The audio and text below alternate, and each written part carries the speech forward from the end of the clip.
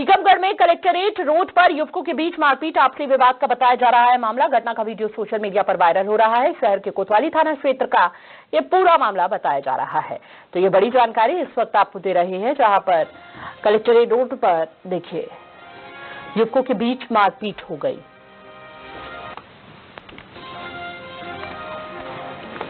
घटना का video social media पर काफी वायरल हो रहा है। कलेक्ट्रेट रोड पर युवकों के बीच यह मारपीट हुई है। आपसी विवाद का बताया जा रहा है मामला, लेकिन जमकर यहां पर देखिए लड़ते नजर आए ये लोग।